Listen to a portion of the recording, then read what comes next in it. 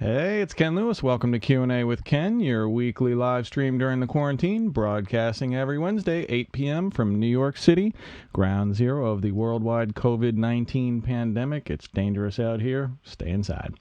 I don't know how they're going to reopen the country. That's going to be a crazy one.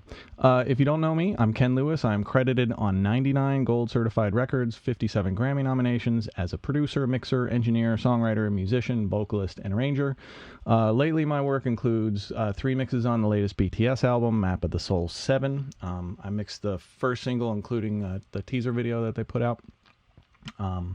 So that brings my BTS total up to 30 mixes for them. Me and my production partner, Brent Colatalo, we are the production team Catalyst. Brent is going to be on the show later on. We've been producing an independent artist named Des Rocks, 2 EPs by him, Let the Vultures In and Martyr Parade, and we've been working with him on some new stuff now. We're also developing a great indie artist named HARLOR. HARLOR is going to be on the show tonight. That's going to be one of the surprises. I'm looking forward to that. Scrizzly Adams we're producing, and Talk from up in Toronto. So, hey, while we're all inside, I wanted to do a free live Q&A.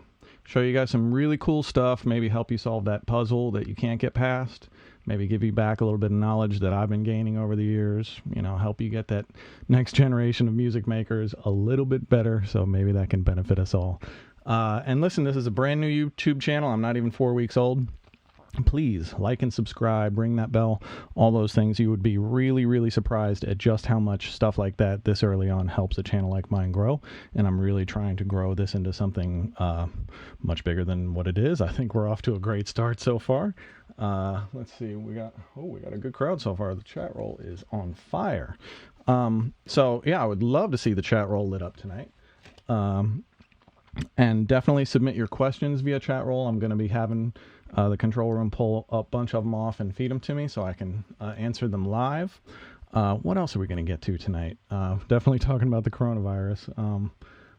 That's unbelievable. We're up to 840,000 confirmed cases, which probably means it's at least 8 or 10 million confirmed. Or you know what I mean. 47,000 Americans dead as of today. Incredibly sobering numbers. Unfortunately, I know a lot of people who have it. I know a lot of people who have been really affected by this. Shit is serious. The states are opening way too soon. That's not going to go well. But we're here in New York. We're locked down. I'm staying locked down indefinitely. I hope you join me. I hope you got your mask. I definitely have mine. I don't leave house without it, and I pretty much don't even leave the house. So, all right. Also on the show, the first thing I'm going to talk about is industry etiquette.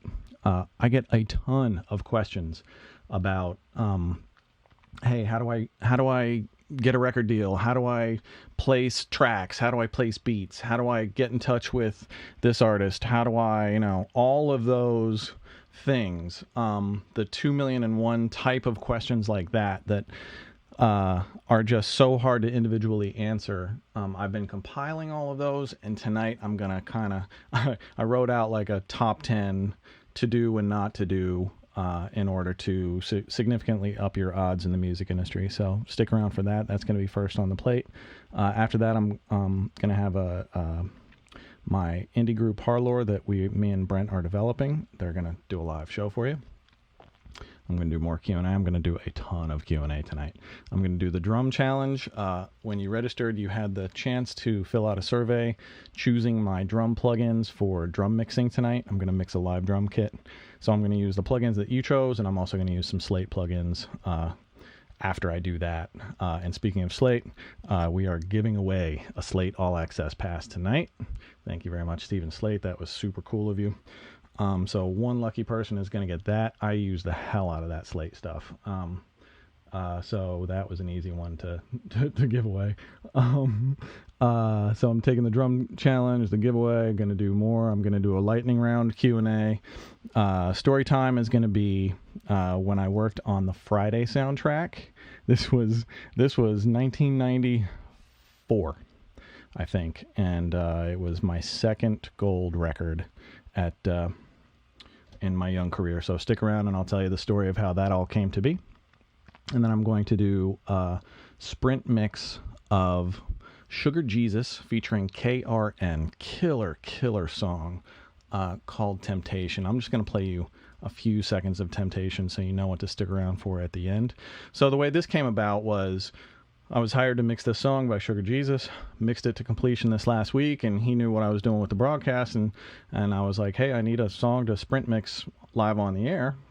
Can I use this one? And Sugar Jesus said, yes, absolutely. So I literally, so the full mix is like, I don't know, maybe 60 or 80 tracks, and I stemmed it down to 30 tracks.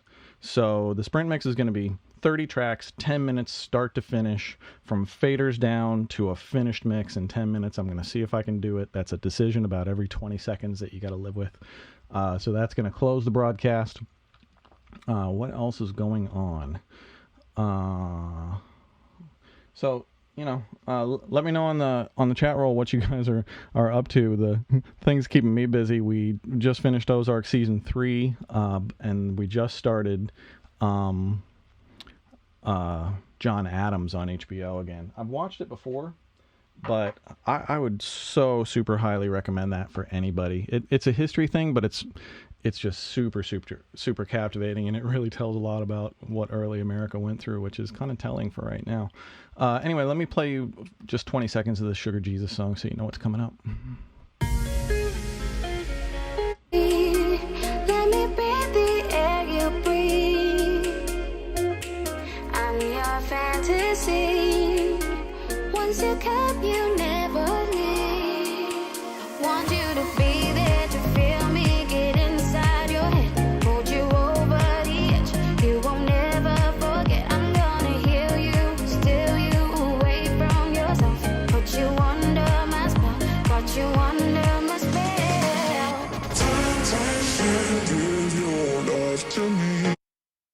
What a killer song. That's going to be a lot of fun. So I'm mixing that live at the end of the night.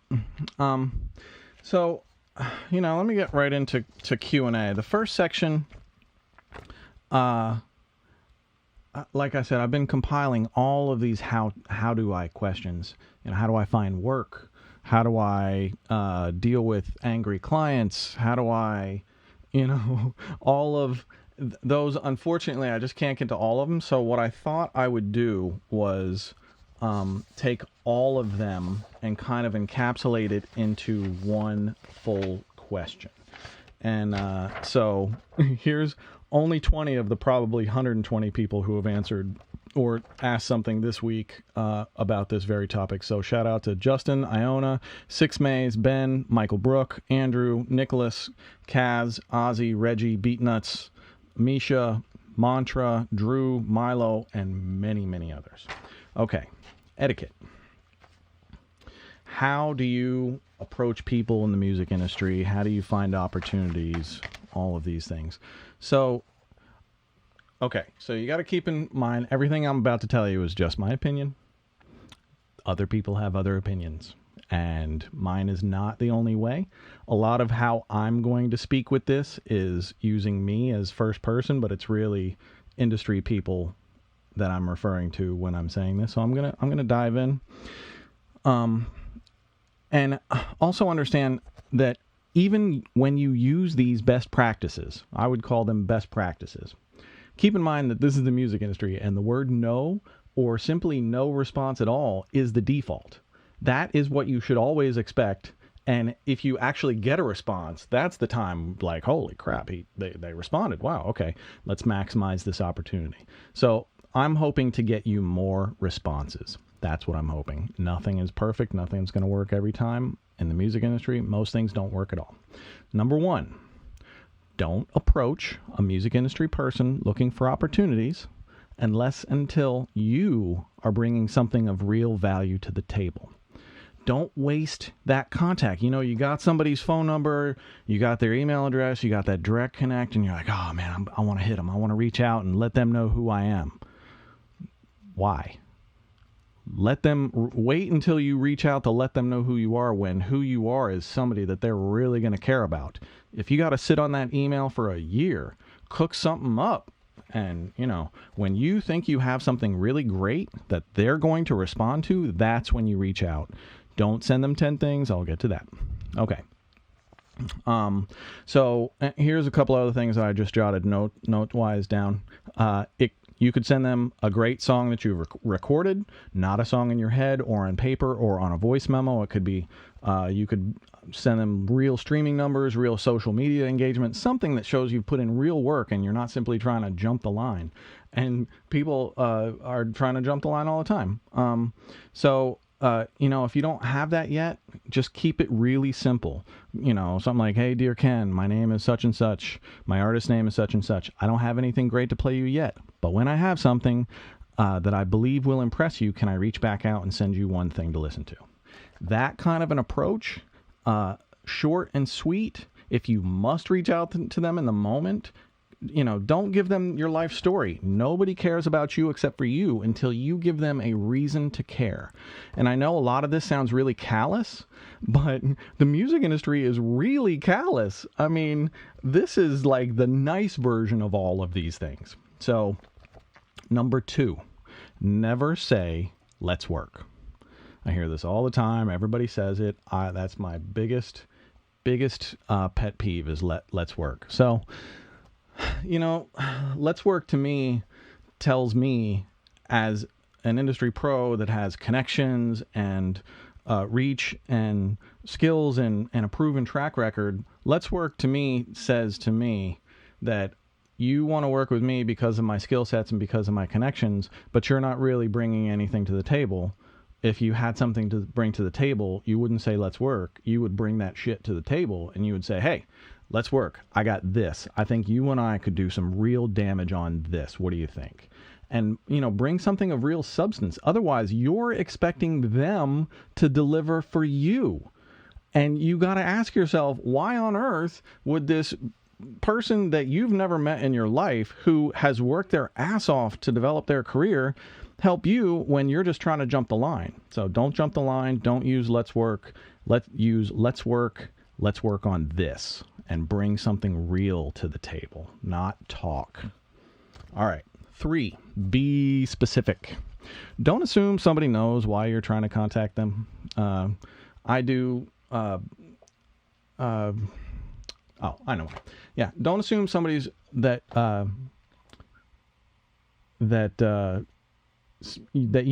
somebody's trying to contact you. Like, I do a lot of different things for a lot of different people, and I mix, I produce, I write, and a lot of people reach out to me and they're like, yo, can you listen to this? Can you give me a critique or something? First of all, I work 7 days a week, so I really don't have time to critique, and I'm doing a full live show. So I'm hoping the live show is enough to get to time to give. I really don't have time in between to listen to stuff, and I probably have had 30 requests today. So I apologize to all the people who want me to listen to their stuff, and I just can't. I'm only one person, and I really do work 7 days a week, even during this downturn. It's been crazy. Number 4, don't send MP3s or large attachments. Don't be that person. Because a lot of people check the stuff on their phone, and, you don't want to use all of their cell minutes and all of their bandwidth up so that they can download your MP3. That's going to really piss them off. Send them a link. It can be a private SoundCloud link. It can be a public Spotify link, whatever it is. So don't send MP3s. Send links and streaming links.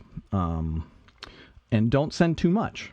So this is such a huge problem. Virtually everybody I see trying, like, you go to conferences and people are handing out CDs and thumb drives and shit like that, and you're just trying to find an opportunity for yourself, and I 150% understand that, which is why I'm breaking all of this down for you right now. Don't send too much. Send one amazing thing. If you send one amazing song to somebody, that you have much higher odds of them listening to that one thing than if you send 5 songs or even 4 or 3, honestly. I mean, sending 3 songs is like a 15-minute commitment to somebody, and I don't have 15 random minutes to give away during the day just because somebody wants my opinion. Most people don't. So you got to really focus and put yourself in the shoes of the person you're trying to reach. Ask them, all right, what are they going to want? One great song. If they hear that one great song and they love it, I guarantee you I guarantee you they're coming back to hear more. But if they hear one song and they, and it's okay, the other 4 aren't going to matter. Don't inundate them. More is not more. More is less. Okay. What is next? Yeah, and keep in mind that what you're actually asking of people when you're asking for them to listen or for an opinion or whatever is their time. And people like us don't have a lot of time off. So that time is super, super valuable. Make sure that you respect that time when you're reaching out to somebody and that you try and use it well. And I just said walk a mile in their shoes. So always ask yourself, what does this person want? Is this even the right person to tell me what I want to know, or am I just sending it to them because they're the closest thing that I have? So walk a mile in their shoes, ask yourself what they want to hear, make sure you're providing that or waiting until you have it. Life pro tip, this is so, and along those lines, you got to realize when you ask for a critique, when you ask a professional for a critique, a lot of people think like, it's just 2 minutes. Just listen to my shit and tell me if you like it. That's not a critique. That's not going to help you. The only thing that's really going to help you if you want a critique is for me to analyze that shit and tell you what I think top to bottom. That's like 30 or 40 minutes of my time to do it really, really well. So you always got to keep in mind what you're asking. Even a basic critique is 10 or 15 or 20 minutes. That's a lot of work. Also, did I mention labeling well? Label your sessions, your Pro Tools sessions, your all that shit super well. In your Pro Tools sessions, I would even go as far as to say label things very simply. And what that means is short names that you can glance at and know exactly what you're looking at. Where is it? Here we go. I'm going to pull this up and show you. Come on. Really? It'll come. Okay. And that also goes for when you send things out. If you're sending files out, make sure that those files are labeled and tagged with your name and the song title and the whatever you can identify back the number of times that files have been sent to me to listen to that I have absolutely no idea who sent me that file. I kid you not. I guarantee you there are people who have missed opportunities at record deals because the person listening couldn't find them. And you got to keep in mind that MP3 or that link or that email or whatever might sit in somebody's inbox for a year. You don't know. And all of a sudden they open it and they listen and they're like, wow, this is amazing. Who is this? Oh, I have no idea who this is. I can't find them. Okay, on to the next thing. What else is on my day? So, and the last life pro tip is don't be a douche. So I had kind of, I'm back to doing these Q&A, so I'm kind of back into the public now. And I like this. I like the sense of community and the sense of like when I was coming up in studio land in the 90s, that's where you saw all of your friends. I came up at Soundtrack, but I also worked at Hit Factory and Electric Lady and Sony and all of the multi-room facilities. And you'd walk in and the first thing I would do is ask my assistant, like, hey, who else is working here tonight? And then you would kind of see all of your friends that way. So I can't remember why I was saying that, but let me get back to the don't be a douche, because that is so super important. One of the reasons I kind of took myself a little bit out of public for a long time, I still have a school, audioschoolonline.com, but I used to work it a lot harder, and I used to post on Gear Sluts and Facebook a lot more, and it's just the idiots who will say the stupidest shit just to get a rise out of you is just, I don't get it, but I have come to the belief that most trolls are just really angry or mad or upset and just want somebody else to feel the way they are. So they just tear somebody down instead of bringing them up. So don't be that person. Try not to be anyway. I'm not perfect by any stretch, but I do try.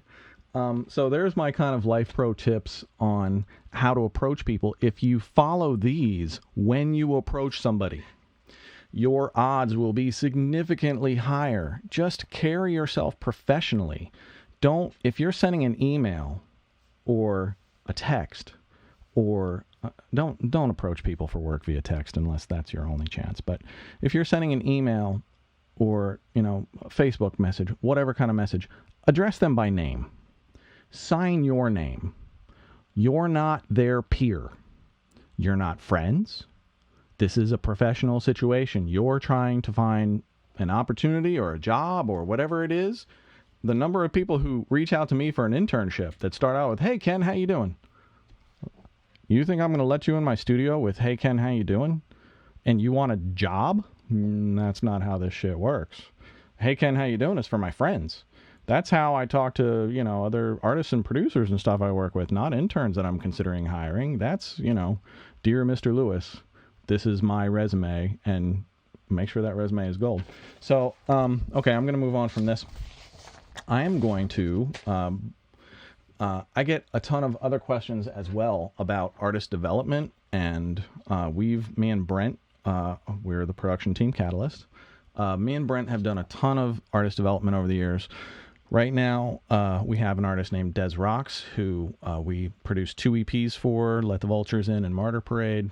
He's got over 90 million streams on streaming. He's got a single nationwide at radio right now called Use of the Darkness that's charting at rock radio. All 100% still independent. This is all independent numbers. And Scrizzly Adams is roughly the same way. We haven't produced all of his stuff, but we've produced most of it, and he's at 85 million streams. I mean, having an independent career is totally, totally possible. And that's kind of where me and Brent have angled our careers. So late spring, early summer, I was sent something to listen to by a friend, this group called HARLOR. And I was traveling at the time. I didn't really listen right away, and then I listened, and I was just like, it was sent through the family, and usually that's the kiss of death. Sorry, family, but they mean well. But this one was like, oh shit, oh, this was really good.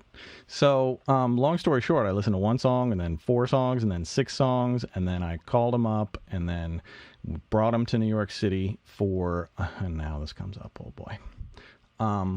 Brought him to New York City for like 4 or 5 days just to make music together. I never try and sign an artist to my production company until we know that we click and we're compatible and we like each other and we want to work together long term. Those are a lot of the criteria. And of course that they're hard workers and super talented and driven and all of those things that are super important.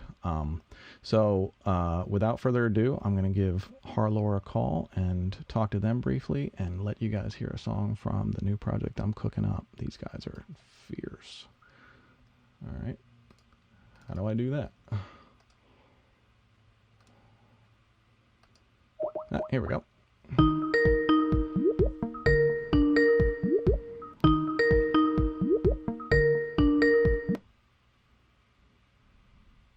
Hey guys. Hey. How you doing? So this is Nick Bianco and Max HARLOR from the group HARLOR, and Catalyst has been working with them since August. They're shacked up in New Jersey quarantining right now, and I haven't seen you guys in the flesh in like a solid month. It's wild. So you guys are 23 from Cincinnati and Pittsburgh. I'm going to have you guys play a song called Not Ready to Go. That's probably going to be the first original single that we put out. I'm going to play a little bit of it late in the program so that people can hear the finished version that we're about to put out. But I'm going to have you guys play it live. And I wanted to ask you guys a question and get you guys to answer one pre-submitted question from Heinzman. Heinzman asks, if you could go back to your first year producing and tell yourself one thing, what would it be? Yeah, I'll start. One thing, especially for producing, one thing I found myself doing a lot was kind of following I thought would I would kind of not do something that I thought was cool because I was like, that doesn't really fit. Yeah, sure. I'll go towards the mic more. Speak up. Louder, Louder, son. Louder. Because I wouldn't necessarily do something because it didn't really follow the rules, or at least what I thought were the rules. So one thing I would really tell myself is don't be too serious about it. Just whatever you think sounds good, just go with it. And whatever really resonates with you is, what you should go with. So don't follow the rules too much, and just do what feels right. And as for me, this goes back a while. I think probably when I was like 10 or 11 is when I actually started, doing multi-track and like the first demos of a program called Mixcraft, and just the worst setup a kid could ever have, just trying to get something from my amp into the computer. But all the passion was there, and I could hear what I wanted to do in my head, but I couldn't get it to come out on the program. And that's something that is so soul crushing, especially to me at that time. It's like I'm gonna hear what I want to hear, and I feel like a lot of producers are like that, at least in their early years, where they have the knowledge up here, but they don't have the knowledge down on the technical side to get it there. Right. And I go back and just honestly, especially for an 11-year-old kid, just be like, hey man, stay in there, keep sticking it out, and it eventually will work, because we have the privilege to make music with Catalyst and music that kid never would have dreamed could ever have been, taking what's up here and putting it down there. So I'd say just hang in there, and that to any producer. That is all comes time. That is sage advice. Thank you very much, guys. So you're gonna perform "Not Ready to Go"? Yep. All right. So we're gonna start. So HARLOR doesn't have anything released yet. We were gonna put out our first single on April 3rd, and then the pandemic hit, and what's the worst that could happen? Yeah, the worst thing that could have happened. So. Yeah, it actually did. So we're a little bit delayed, and we're gonna start ramping up regular concerts with them, and I'll be posting about it. So look out for that. Their socials are We Are HARLOR. That's an Instagram, right? Just Instagram. We Are HARLOR. Just we are. All right. Yeah. So We Are HARLOR. Give us some "Not Ready to Go." HARLOR. All right, so this is Not Ready to Go. Hope you guys enjoyed.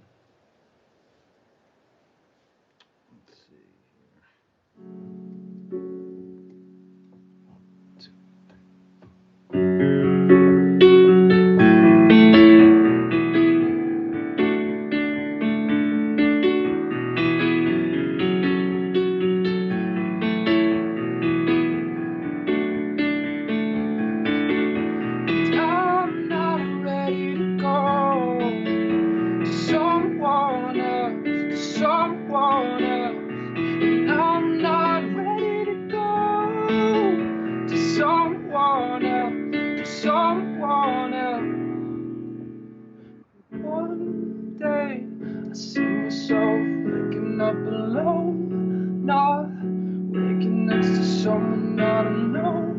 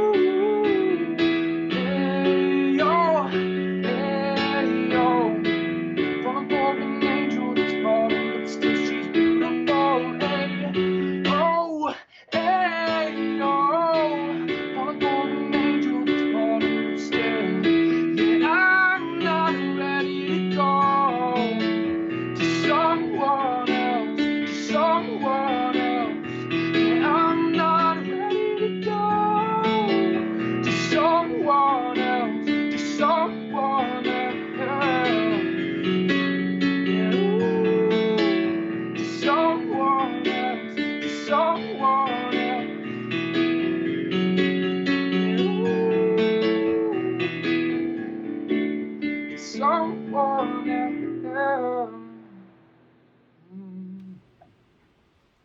Thank you, boys. Love that. Not ready to go. All right, we are HARLOR on Instagram. Hopefully Check them out. someday it'll be ready to go. Absolutely. Well, so we don't have anything on Spotify for those that are asking yet, but keep on my socials and follow their socials. You're gonna definitely want to hear what we put out this year. Every day too. We're trying. We're posting every day, and so if we can't give you the music officially yet, we're gonna try to keep you entertained. Hopefully we can make you laugh. Great. Well, you guys make me laugh all the time. So, all right, I'm going to get back to the broadcast. Thank you very much, Right guys. on. Thanks for having us, See you later, See ya. HARLOR. All right. That was fun. I hope you guys liked that. So, let me play a little bit of the main version of that.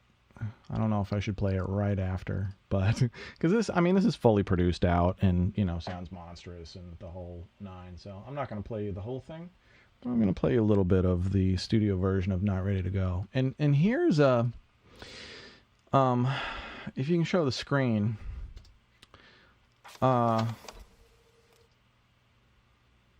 this is HARLOR Not Ready to Go revision 13. So a lot of people ask, like, how do you make hits? How do you get it to the finish line? How do you know when it's done? How all these things. We're on revision 13. We make records slowly and I wouldn't say methodically because that implies there's not a creative component, and it's always the creative component. But we make records a little slow and methodically, and we take our time with it, and we really try and make sure that every single thing by the end of that record is just perfect. So here is HARLOR Not Ready to Go, Rev 13. This is either final or super close to final. I'm just gonna play you like a verse, intro through chorus 1 so you can hear it.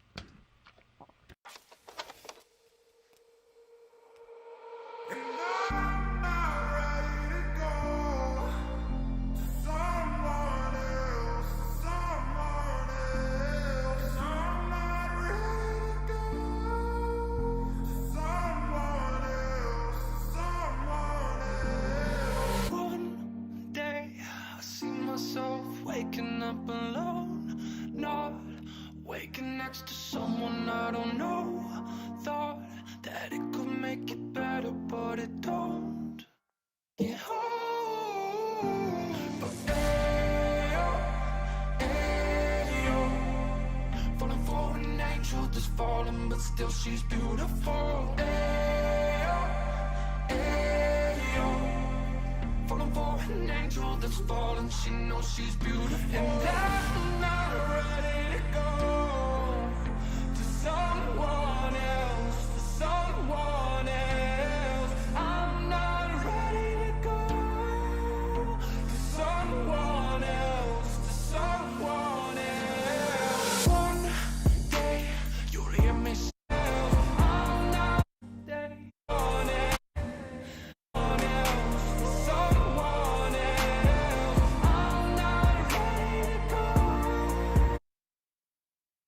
It's coming. It's coming. That's a banger.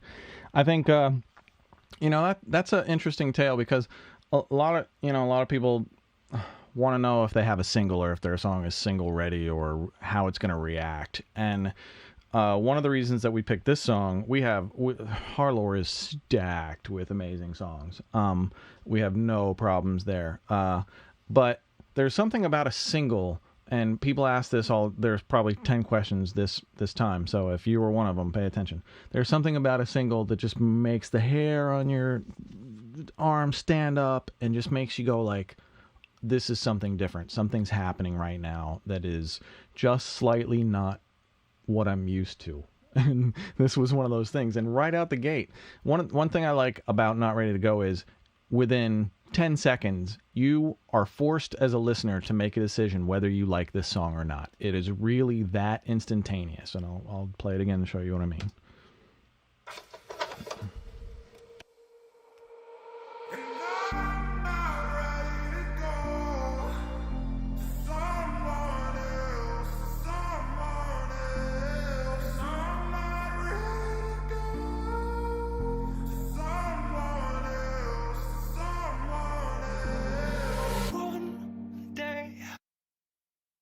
I mean, damn.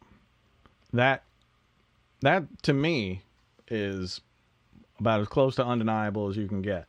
It's my taste, so I hear that shit and I'm just like, yes, please give me more. Whatever follows this, I hope it is as captivating as that. And and we spent 13 revisions making sure that it is, I hope.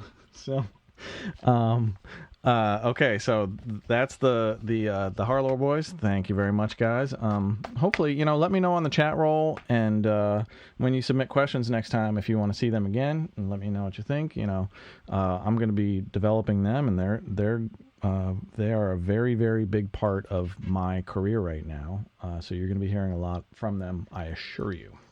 Okay, what is next on the show and tell? Okay. I'm going to go straight into Q&A. Dun, dun, dun, dun, dun, dun. Here we go. Section 2. Okay. Andy asks, Ken, when processing the master bus on a mixdown, how do you know if you're going too far, considering it's going to be mastered again? Is it just using your ears, or maybe there are some tricks to it? It may not necessarily be mastered again. I wouldn't assume that that's going to be the case. And let me show you the.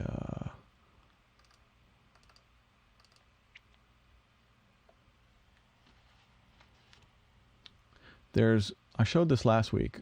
One of my favorites. It's Plugin Alliance Adapter AB Metric. So what you do with this is right down here, load audio file. So you can load your rough mix, you can load reference material, you can load several instances of 3 or 4 different reference mixes. And then you can level match them or leave these at 0. And while you're mixing, you can A/B between your live mix and whatever reference thing that you have set. And you can match loudness right here, all of these things. So one way that you can get better at figuring out when you're done with your mix, how, what is actually finished, is to use other reference material. Always try and use it at level matched until you get to, the final mix stage where you're, you have everything is at all the way loud. And then, so I think I made my point. Moving on. Okay. Let's go to the chat roll. Let's see. Chat from Ellie McAfee. Ellie asks, what are some arrangement principles to get that super economical K-pop style of arrangement and mix? I'm not sure what super economical K-pop style is, but those guys, man. So a lot of the BTS records that I've mixed, check out one called 21st Century Girls. Actually, that whole album was bananas. There was I'm going to pull it up on Spotify and see if I can. So there's a song called 21st Century Girls that was like mixing 5 different songs. It was like close to 200 tracks. And I was on a really tight time frame. Let me see if I can. You're perfect. Deserve it? Just work it. No quitty, not quitty, to pretty, yeah, pretty. Beachy, not beachy. Hello, yes, hello, world. Yo, let's go. Now scream.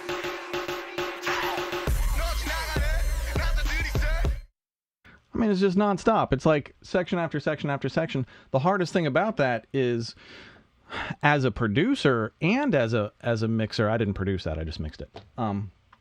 But you have to figure out how to make those transitions work. So not only do you have to have a dope individual piece of music in each section, but the most important thing as a mixer is to make sure from section to section to section that the listener doesn't get interrupted, doesn't get like thrown by the section change. It should feel natural and fluid. So one trick that I do for you mixers, pay attention, is I set a loop 2 bars before the transition to 2 bars after the transition. And then, so I'll get the section before the transition mixed, and then I'll set a loop 2 bars before to 2 bars after.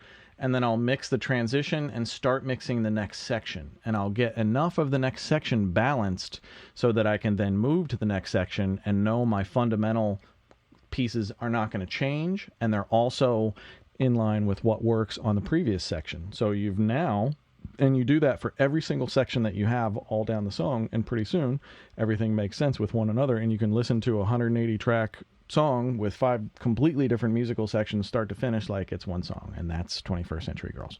So check that out when you get a chance. From the chat, Heart and Soul Productions asks, what metering do you use in Pro Tools? Pro Tools Classic View, Sample Peak. Let's find out. I don't know. I don't think about these things. Pro Tools meters for me are like, I don't even know where I would find them. Here's the meter that I care about. The Slate FGX. So sometimes I use this on my master bus as a final finishing thing. Especially if I'm working in Logic in the box, I usually finish with this if I'm making beats. But the thing that I love most about this is the meter.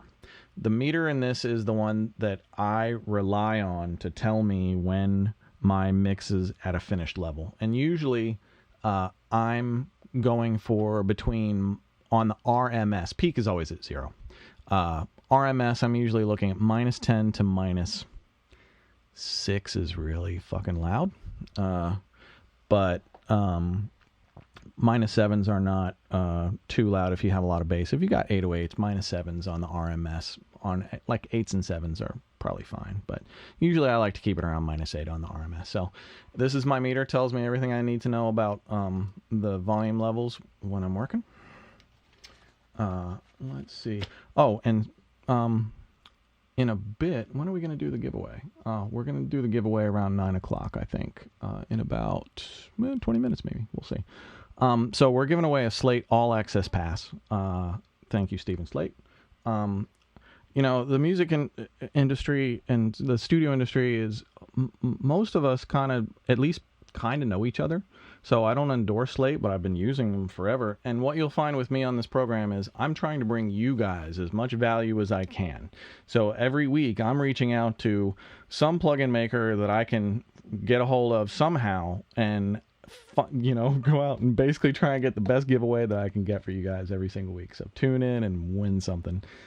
We got some killers coming up too. But the Slate stuff was easy because, I'm always trying to give away stuff that I really love as well. So, I don't want to saddle you with shit that I don't use. All right.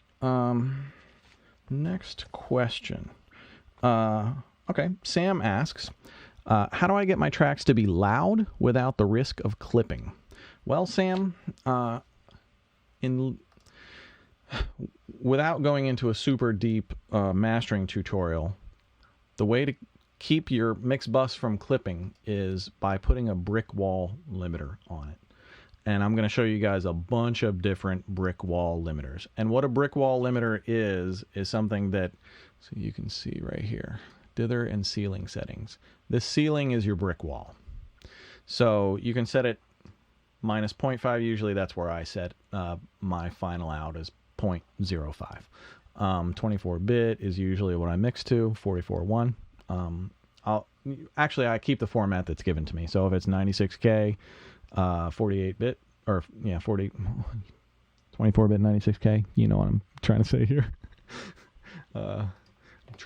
So anyway, so that's the brick wall portion of this. So with that brick wall engaged, there's no way the mix bus is going to clip. It may distort into the plugin, but it's not going to distort out of the plugin. The L2 is a brick wall plugin. Wherever you set this, that is your brick wall. So if you're sitting right there, your brick wall is at -9.2. Nothing will get louder than that. BX Master Desk, Plugin Alliance, and UAD. This has got limiter turbo, which actually sounds really good. I like it. Another brick wall limiter. We have the FabFilter Pro 2 Pro L2. I use this occasionally on the mix bus. That's got a brick wall limiter. We have L2007, of course, and Ozone 8. I think they're on Ozone 9 now. And I don't have Ozone 9. I just have Ozone 8. But I use Ozone all the time. Super flexible and versatile. I like what it does. And then Maxim is a brick wall filter. So, and this comes stock in Pro Tools. So if you need a brick wall limiter to put across your mix bus and not distort, here you go. Okay. How do I get... Okay. Brian asks, Ken, streaming level and output continuity for different platforms. How do you address the different requirements? I don't. I mix the way I mix, and I do one mix, and that's the mix. I make sure and give, like I just said, a wee little bit of room. 0.05. That's plenty. 0.1 is fine too. Nobody's going to hear the difference between that and that. But otherwise, like a lot of people, I see this on threads constantly. Oh, I got to mix to minus 14 LUFS for Spotify, and Spotify's going to turn down my shit, and I'm going to get penalized, and all of that shit is bullshit. Don't mix for a specific streaming service, because those are going to change over time. But what's not going to change over time is that mix. So, and here's a perfect example of, where's the Des Rock stuff? So we mix Des Rock's fucking loud. Let Me Live, this is at like -7 and ventures into -6s. And it, look at that, 134 million streams. Nobody's complaining. Everybody loves it. So I'm just going to play you a little bit of something really, really loud on Spotify so you can see, even if they turn it down, you got to understand they're turning everybody's down. So if they want to turn my mix down, cool. They'll just turn it down to where everybody else's is. And if they don't turn it down, then it's going to be where I want it to. And any other streaming service or the radio or TV that hits it, it's going to be my mix at my level. So...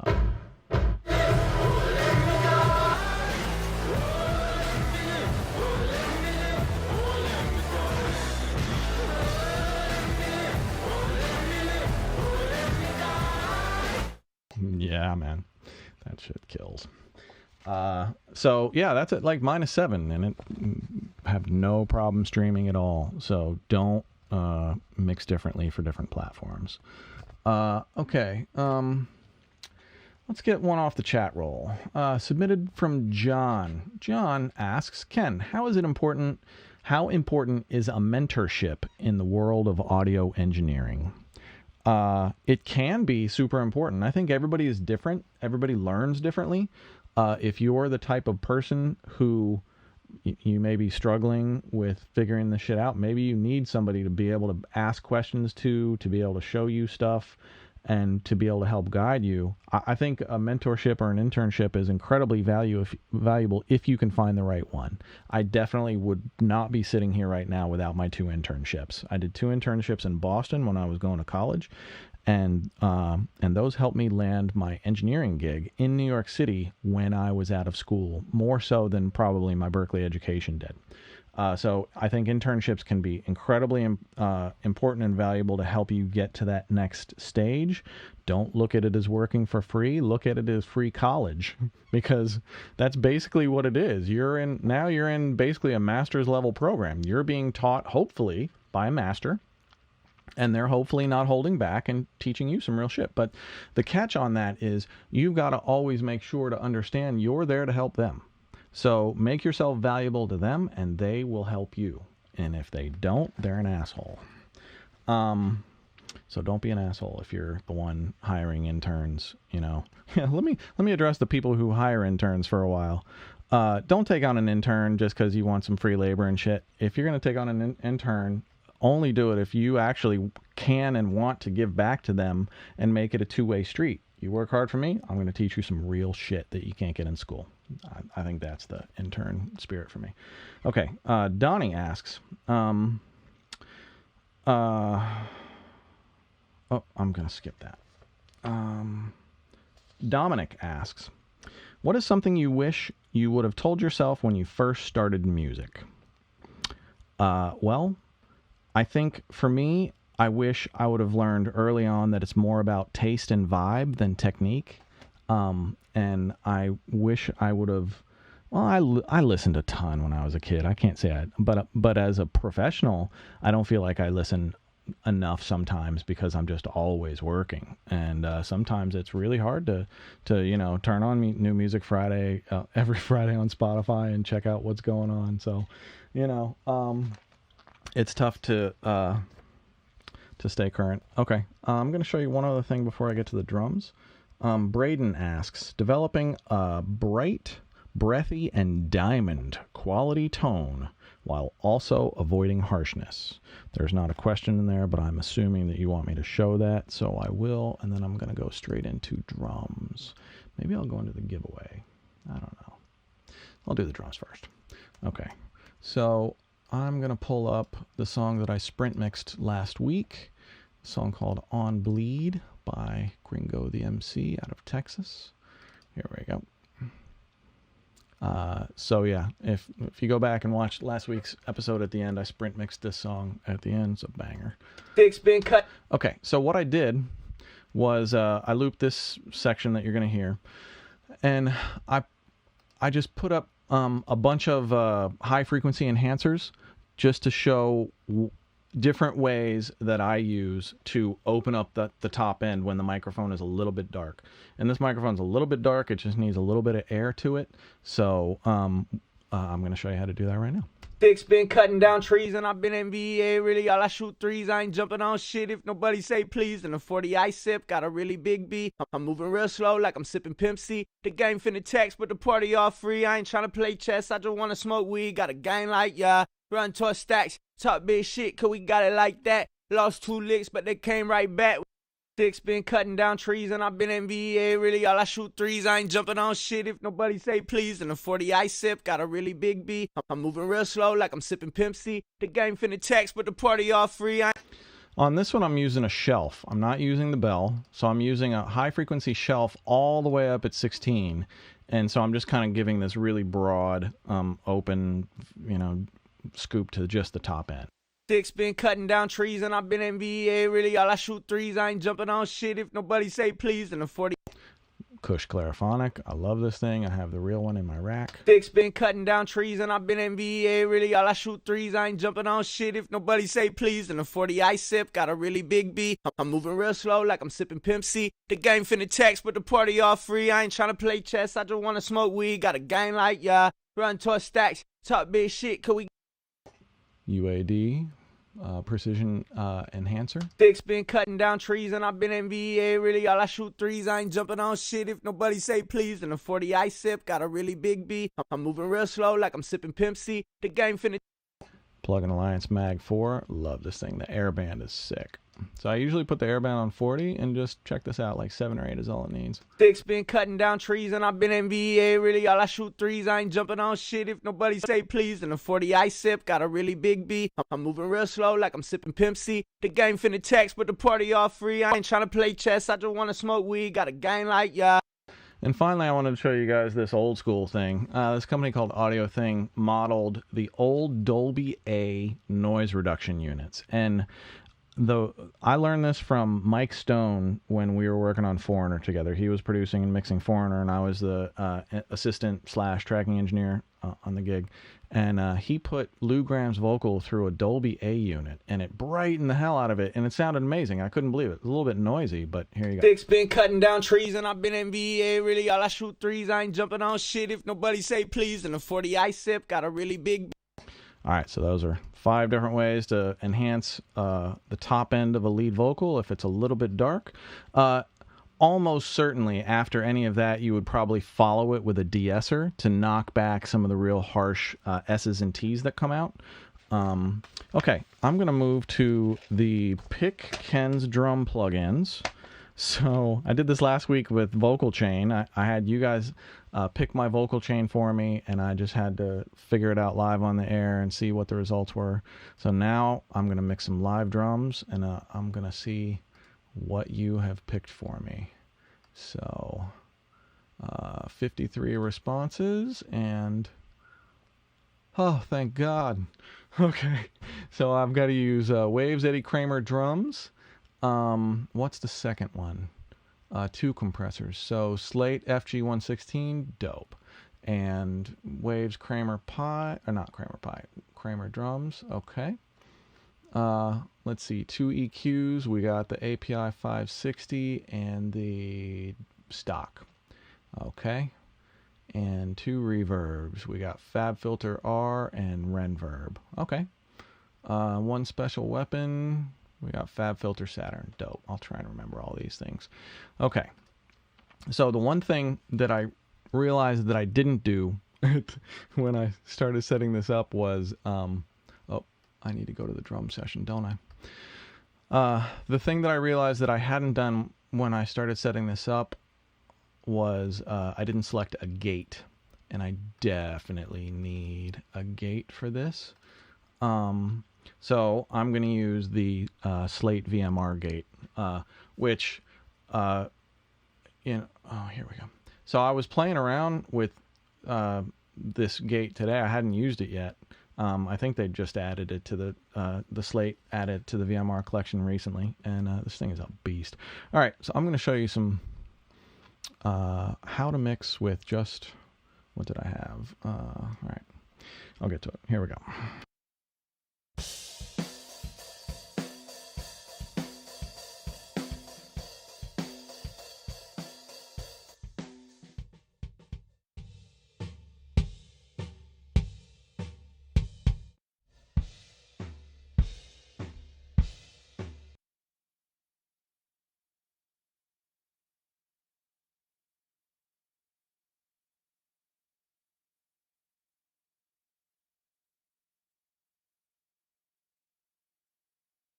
Shit, I had my mic off, sorry.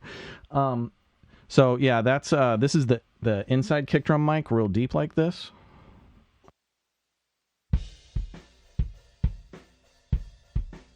And the other one is the that's the outside mic. Sorry, this is the inside mic right next to the head. Hear that slappiness from it? That's because the microphone is sitting like 1.5 inches away from that kick head.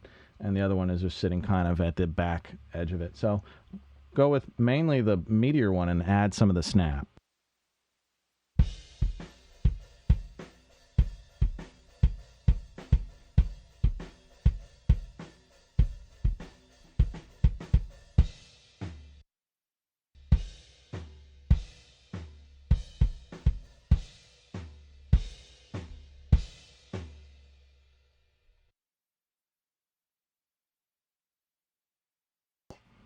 This drum gate is sick. I had no idea. I was playing with it today. I'll show you the coolest thing about it soon.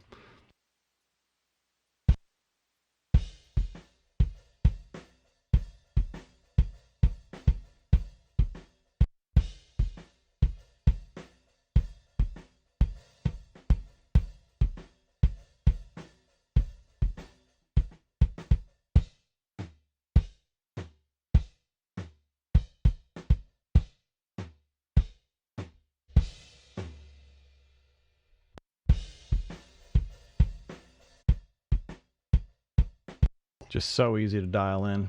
So now that our kick is gated, I'm going to compress it with the stock compressor because you guys hate me. I love you and you hate me. Oh. You know, the thing about stock, I don't mean to slander stock stuff. Here's the thing about stock. It's slow. I think you can get almost the exact same results with stock as you can with the great plugins. The reason that people like me choose the plugins that we choose, this is, is, oh yeah, I needed to use the Slate 116, not that was stock EQ. Haha. Okay. Oh, I'll use the 116 right in the mix rack. Perfect. The reason that we use the plugins that we do is because it makes us feel faster and more creative, and because we know when we grab this tool right here, I know exactly what I can get out of it. Or I know that I can fish with that thing and it's going to give me something with good results. So let me see how this compressor is on this kick.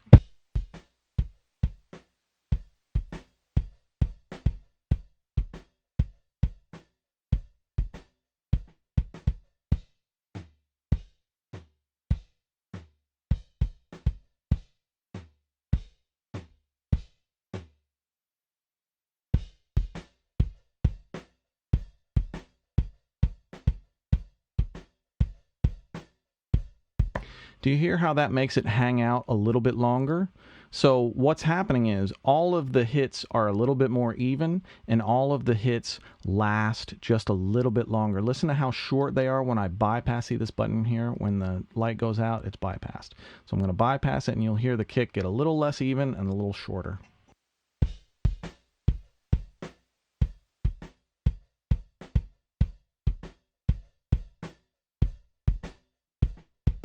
So I have a really slow attack for a 116. It's a slow attack, and a super fast release. Matt McCarthy off the chat roll asks, Ken, do you always get rid of all of the bleed? No, definitely not. Only on the kick when it's consistent, when the drummer is playing consistently. Yes, I do, because then I can really smash it with a compressor, or I can shape it exactly how I want to shape it, and I know the bleed is not going to get in my way.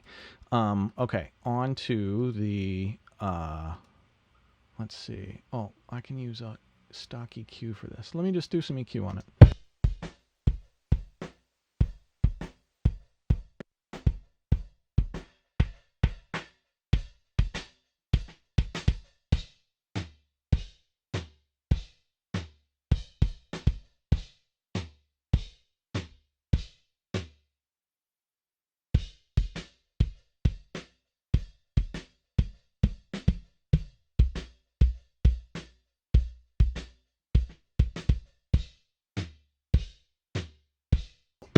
You can do great stuff with stock.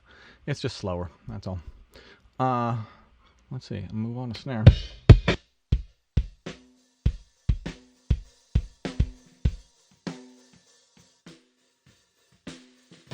Bottom mic. Top mic.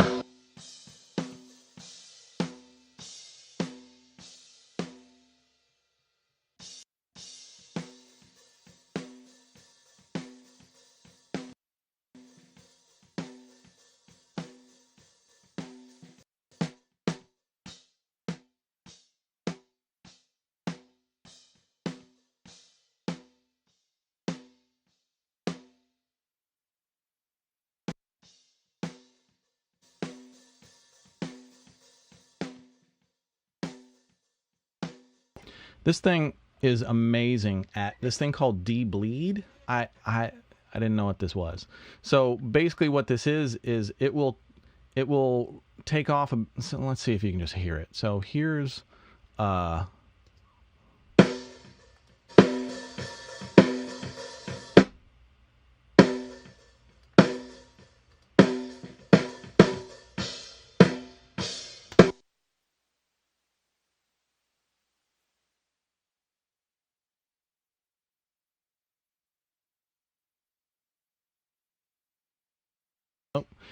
so basically you just get it to react to the high end. It's a really incredible gate. Let me show you this Eddie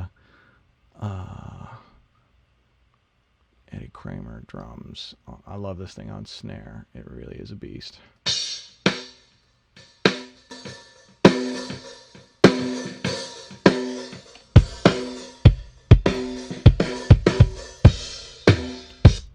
So this Eddie Kramer snare, sorry I had my mic on.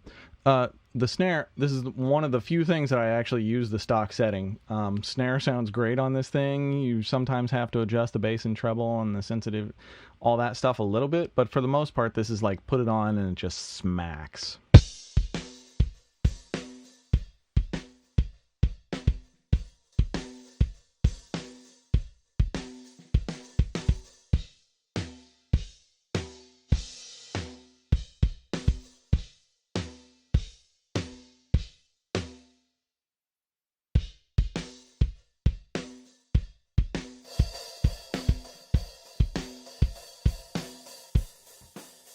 All right, this is the cymbals.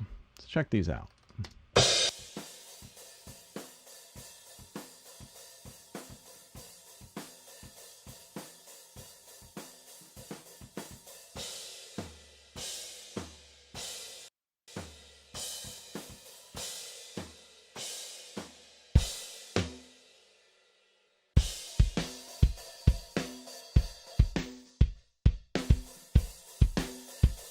Here's all your drum bleed in the cymbals.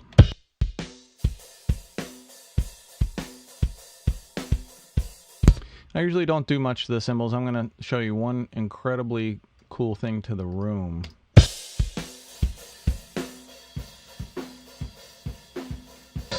So a lot of times you want your room to be like really powerful and explosive. I'm going to stray off script for a second just so I can show you some really cool shit. The one thing, I've shown this on the Pensados group on Facebook as well. There's this compressor called the Monster, very appropriately named. I love this on rooms because I can get it to make the room really explode. I can just smash that transient and let the transient kind of duck and let the room just kind of plow out after it. But this high frequency detector is the real gem on this thing. Listen to the way it tamps down the cymbals in the room mics. Oh.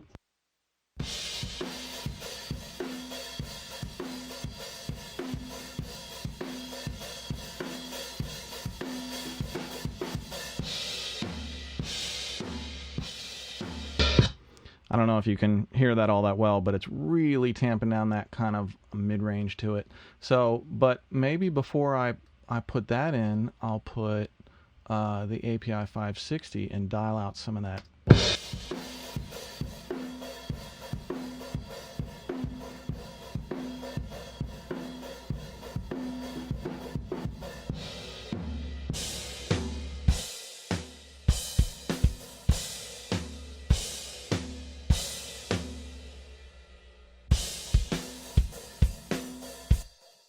Now, a lot of times with the individual hi-hat mic, and I do this with the spot ride mic too. I didn't need it for this, but I usually put up a ride cymbal mic dedicated when I cut drums. So the hi-hat, I've got plenty of hi-hat in the overheads. What I want to do is locate it with my ear. So what I'm going to do is I'm going to filter out everything except for the really highs on this hi-hat, and then I'll add it in. Let me show you how.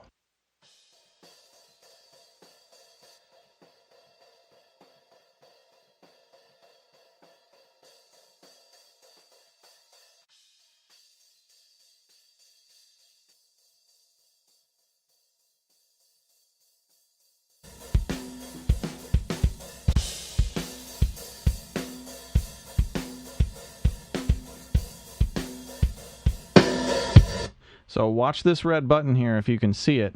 When the red button's lit, there is no hi-hat. When it's unlit, I've added the hi-hat, and you'll hear just this little sizzle on the left side come up, and the hi-hat will be very much more apparent to your ears.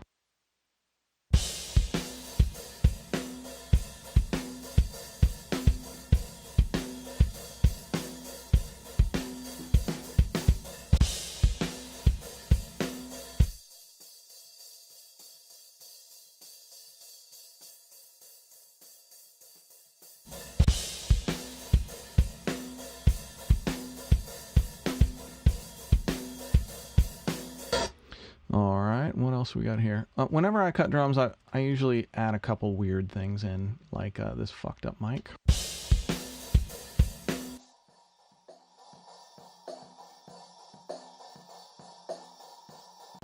That is an Electro Voice 635 with a blown capsule, and I just put it about 3 feet in front of the drum kit and capture it, and then it just adds, working it in a little bit, just adds a little bit of grit to your drum kit. Same with the Vox amp that I'm going to put in next.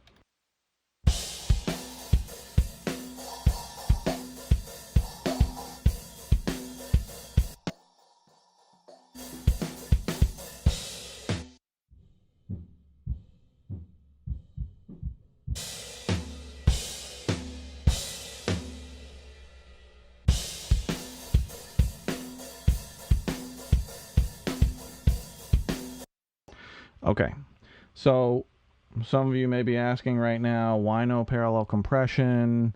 Why no bus compression? What the hell are you doing? That's just not the way I work. I am personally not a big fan of taking all of my drums and bussing everything to a bus, because I like that individual control over the kick and snare, and I don't want to have to adjust everything in a group bus. So I don't do that.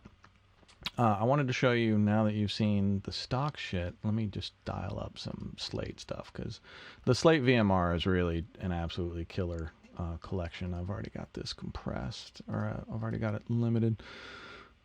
I want to show you the Distressor on this, because that's my favorite in the Slate collection other than the Monster.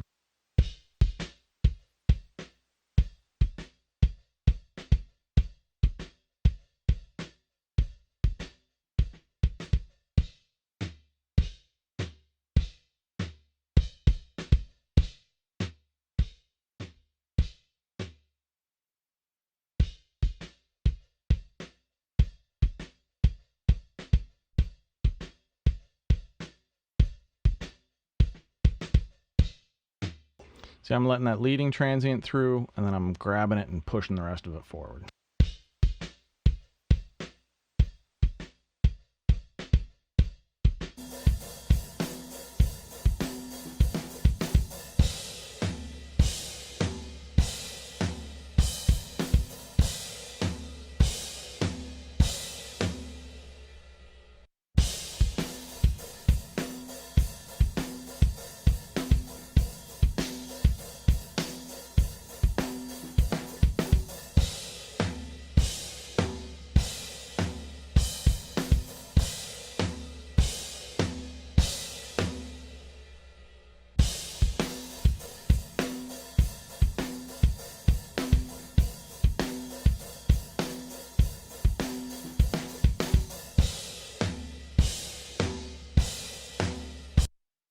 Man, that Distressor is just killer.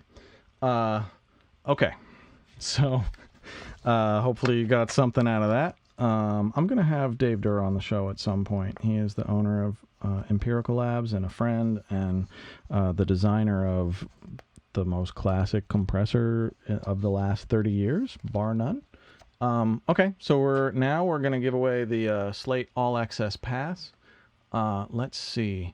I don't even know how many people registered for today, but I think it was an absolute boatload. Let me close this. All right. Dun, dun, dun. Sorry, I'll get this going soon. Okay. There it is, Slate giveaway. Okay, so what I'm doing is I don't know. Holy crap. All right, we had 784 people register. All right. Well, the random number generator, 1 to 784, and the Slate All Access Pass for 1 year goes to 406. So 406 is Dylan. Dylan, we will be reaching out to you tomorrow. DJM.9 at Hotmail. You won an All Access Pass. You're going to love that shit, dude. It's great. Okay, what else is on the broadcast? I'm going to do a lightning round of Q&A. Well, first, I want to do story time. Then I'm going to do a lightning round. Then I'm going to do the sprint mix. So, story time is, who has seen the movie Friday?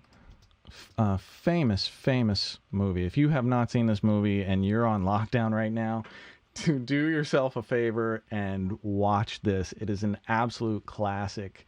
When we were working on the soundtrack to this, you had no idea that it was going to be this level of a movie. And then that shit came out and it was just promoted everywhere. And as soon as it came out, it went #1 and you knew that it was going to be a big record. This was the second platinum record I ever had, gold or platinum. This was the second one.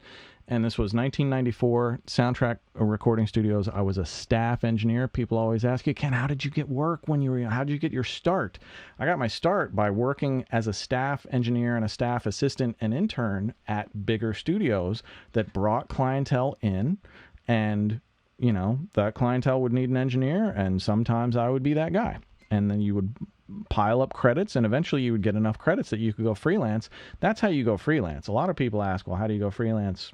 You go freelance with credits. Anyway, I was staff at Soundtrack Studios in New York, 1994. And I get this call to mix a song for a group called the Alcoholics. So I did. So I went in, mixed it, liked the song. It's a song called Coast to Coast.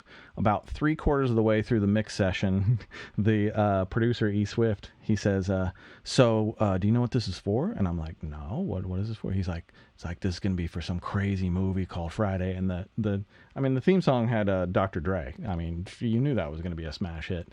So I ended up mixing that to its completion.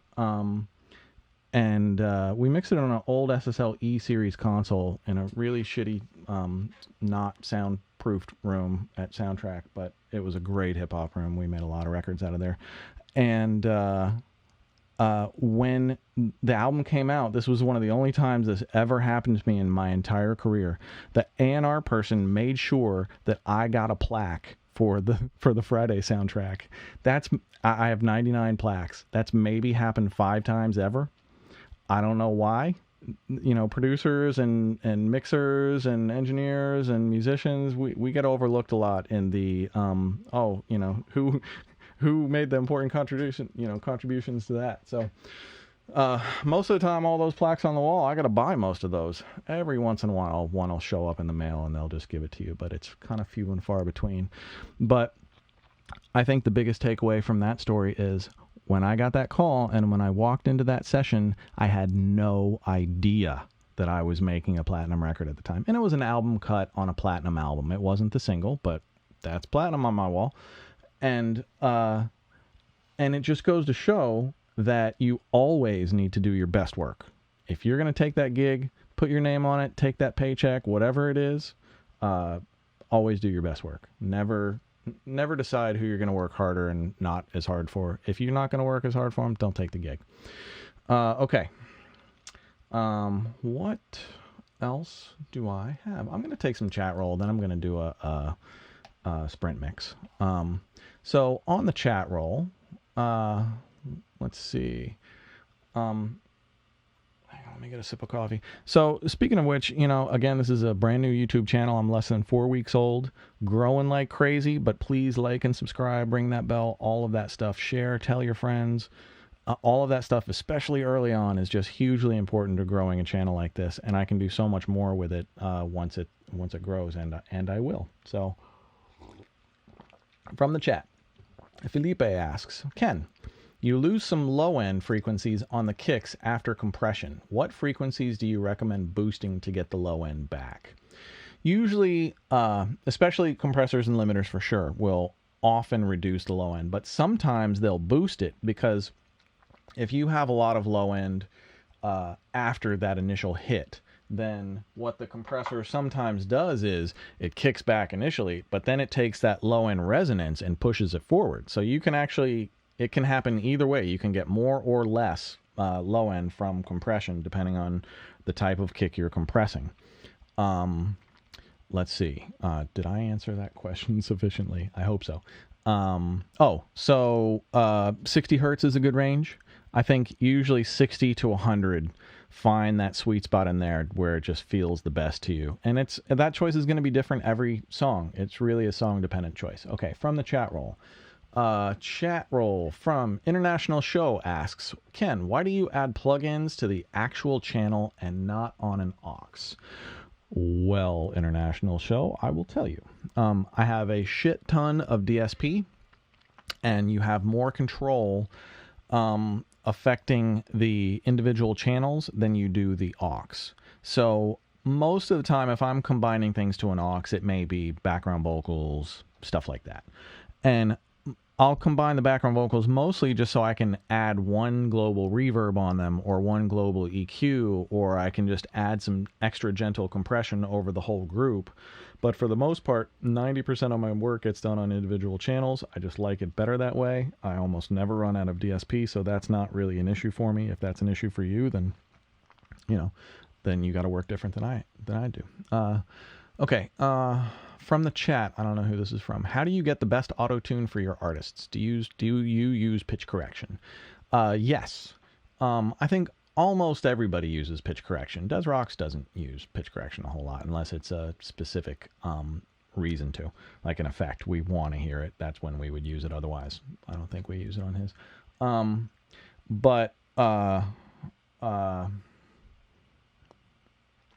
I don't know. I did, you should watch the previous broadcast. I talked a lot about dialing in auto-tune and the key of the song and stuff like that. It'll be a much better thing if you go back and find it. Also, these broadcasts, we have the list of questions after the fact. We type out the entire list with time locators. So you can go through and you can find your question that you asked, or you can find a question that somebody else asked in the broadcast. Click on that time locator and go directly to that question on the replay. So if you've missed a broadcast and you want to check out a question, it's super easy to go see what's been asked before and what my answers were. Check it out. Okay. So,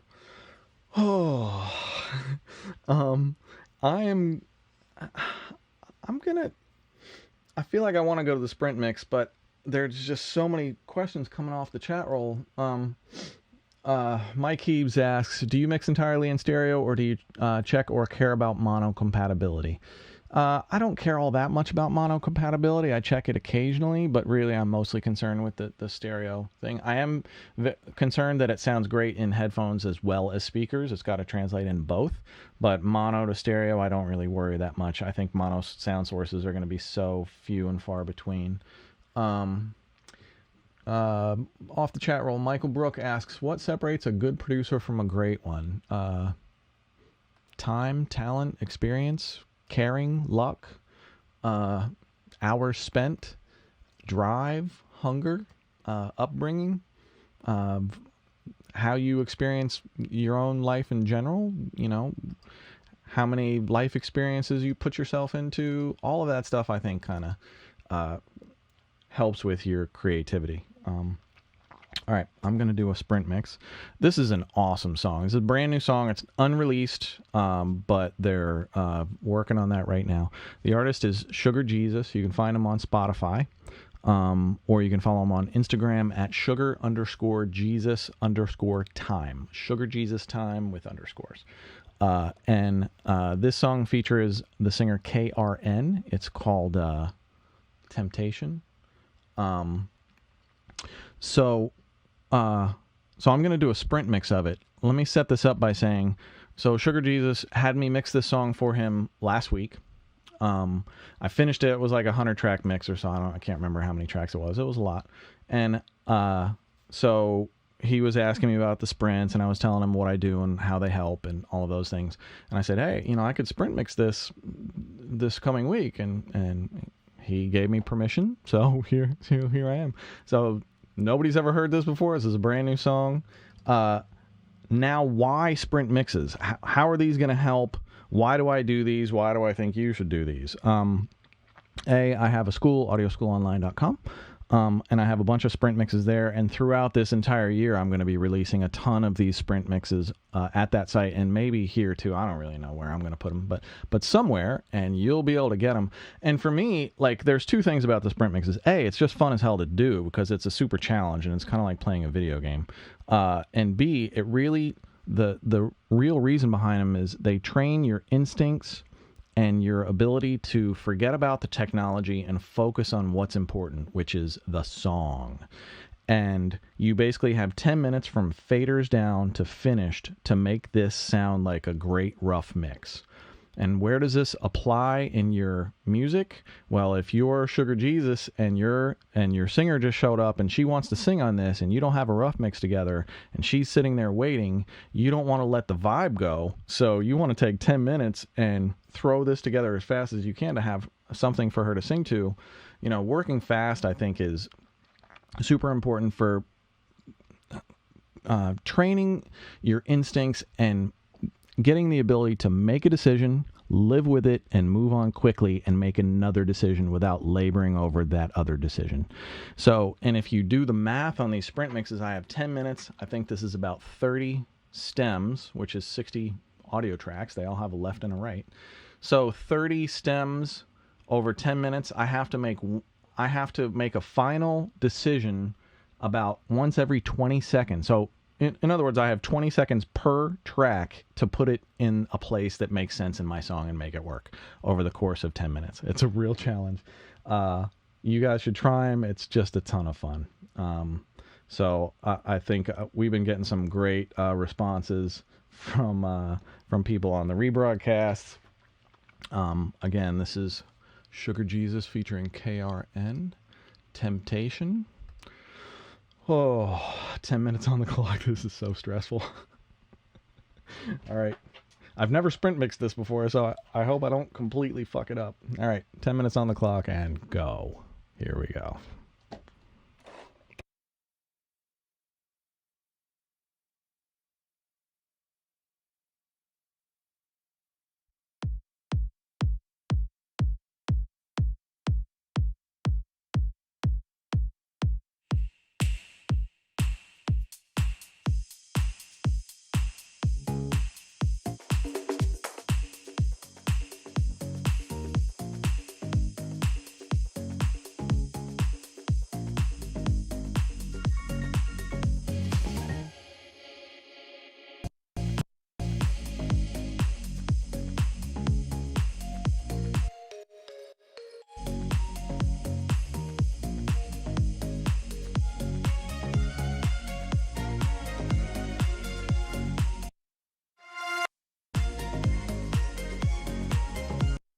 The other thing to know about this is I have completely randomized the stems after I did them. So I printed stems and I had my assistant go through and change all of the clip gain volume on all of the stems so that there's no relation. The stems, when I printed this, were all at 0. So if I put these all back at 0 in the original mix, it would play the mix. But if you can see, everything is scattered to different volumes. So I'm really guessing every single decision is a fresh one.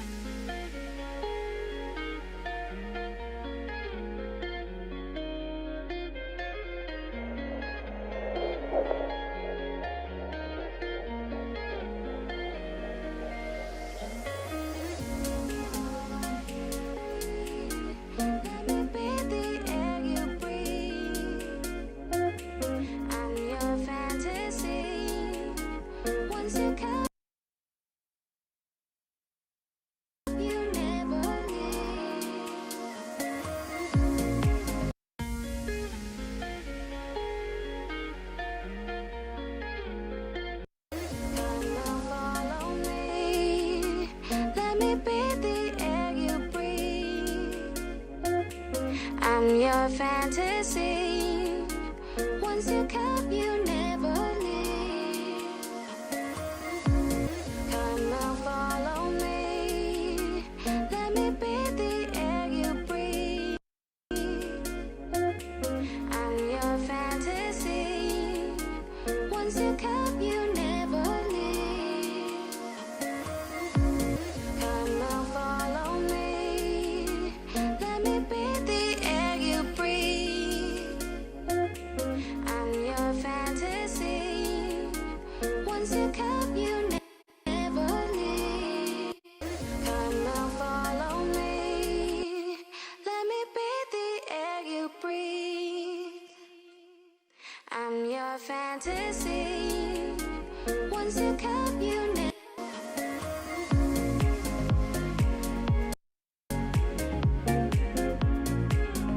You won't never forget. I'm gonna heal you, steal you away from yourself. Want you to be there to feel me, get inside your head, hold you over the edge. You won't never forget. I'm gonna heal you, steal you away from yourself. Put you under my spell, got you under my spell. Want you to be there to feel me, get inside your head, hold you over the edge. You won't never forget. I'm gonna heal you, steal you away from yourself. Put you under my spell, got you under my spell.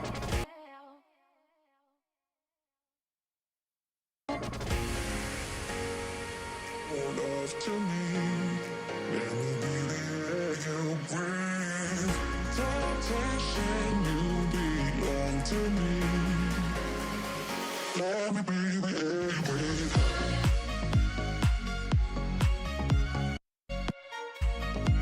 Temptation, give your love to me.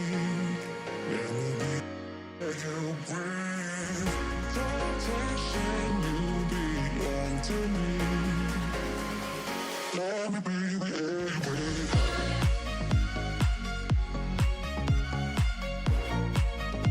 Temptation, give your love to me.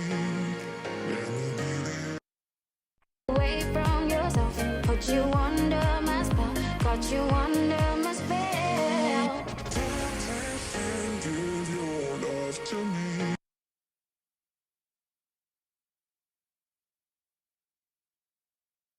Huh. I'm staying on the clock. I'm not stopping this shit. Away from yourself, put you under my spell, got you under my spell. Temptation, give your love to me.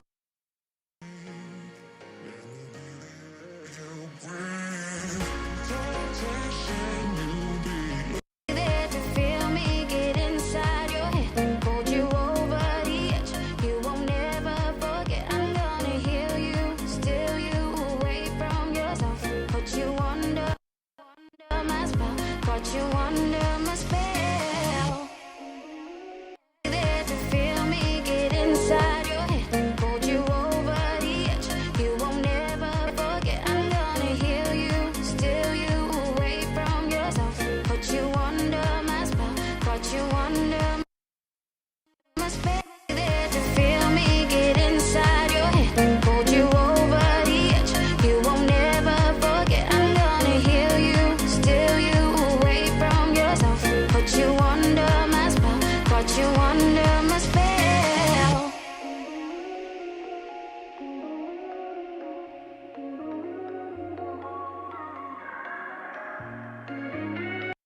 Want you to be there to feel me, get inside your head, hold you over the edge.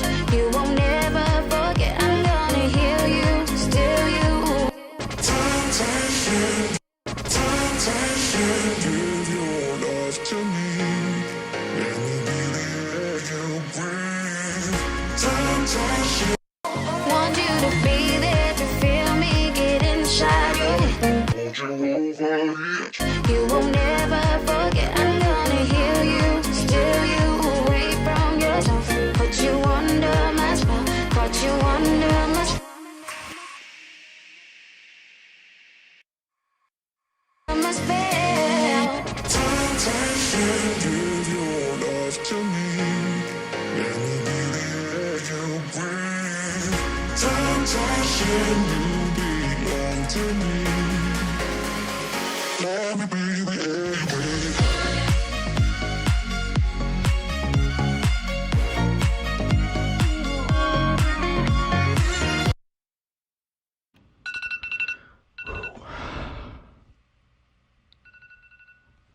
Come on, stop. Woo! All right. So that's Sugar Jesus featuring KRN, Temptation. I had a blast mixing this full song, and it was just as fun doing the sprint. I'd say it probably took me like 6 hours to mix the main and 10 minutes to mix the stems. It's all about feel and instinct. And so if you need some of that, check out the sprint mixes on ASO. Thanks for hanging out tonight. It's Ken Lewis. I'm going to play this out, and I will see you next Wednesday night. So, again, like, subscribe, please share the YouTube channel. It really helps. Next week is going to be vocal production week. It is going to be, I'm cooking up a fantastic fucking show. So, everything that y'all want to know about vocal production is happening next week. I'm going to have my session singer, Cassidy Ladden, join us. It's going to be a really great time. So, next Wednesday, 8 o'clock. New York City time, from the center of the COVID pandemic. Be safe out there, people. Wear your masks. I think I'll wear mine, actually. All right. Good night.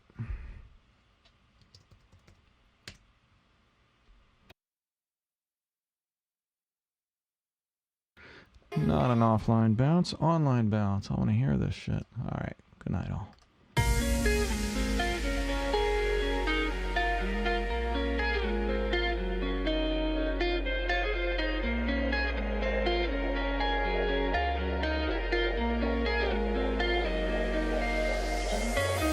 Come and follow me. Let me be the air you breathe. I'm your fantasy. Once you come, you never leave. Want you to be there to feel me get inside your head. Hold you over the edge. You won't never forget. I'm gonna heal you, steal you away from yourself. Put you under my spell. Got you under my spell. Temptation, give your love to me. Let me be the air you breathe. Temptation, you belong to me. Let me be the air you breathe.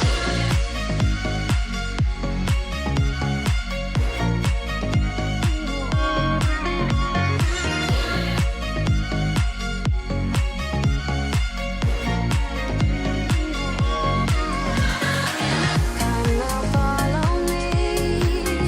I've been flowing through your dreams. Give me what I need. Your devotion endlessly. Want you to be there to feel me get inside your head. Hold you over the edge. You won't never forget. I'm gonna heal you, steal you away from yourself. Put you under my spell. Got you under my spell.